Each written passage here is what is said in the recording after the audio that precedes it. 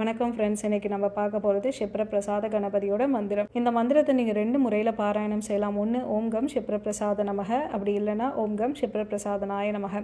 எந்த முறையில் நீங்கள் பாராயணம் செஞ்சாலும் பொருள் ஒன்று தான், பலன் ஒன்று தான். நீங்கள் எந்த முறையில் வேணால் பாராயணம் பண்ணலாம். உங்களால் எத்தனை முறை முடியுதோ அத்தனை முறை நீங்கள் பாராயணம் பண்ணிக்கிட்டே இருக்கிறது தான் ரொம்ப நல்லது.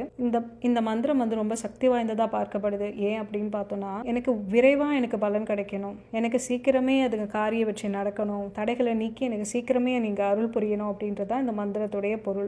இந்த மந்திரத்துடைய விளக்கம்னு எடுத்துக்கிட்டேன்னா, ஓம் அப்படின்றது இந்த பிரபஞ்சத்தினுடைய ஒளி அதிர்வு, கம் அப்படின்றது பீஜாட்சரம், கணபதியோடைய பீஜாட்சரம், க்ஷிப்ர அப்படின்னு எடுத்துக்கிட்டேன்னா உடனடியாக எனக்கு விரைவாக பலன் தரணும் அப்படின்றது அதனுடைய பொருள். பிரசாத அப்படின்னு எடுத்துக்கிட்டேன்னா கருணை உள்ளவர், அருள் புரியக்கூடியவர். நமக அப்படின்னா நமஸ்கரிக்கிறோம், போற்றுகிறோம், வணங்குகிறோம் அப்படின்னு அர்த்தம். விரைவாக அருள் புரியும் கணபதியே உமக்கு நமஸ்காரம் அப்படின்றதே இந்த மந்திரத்துடைய பொருள். நீங்களும் இந்த மந்திரத்தை பாராயணம் செய்து பயன்பெறணும். நன்றி, வணக்கம்.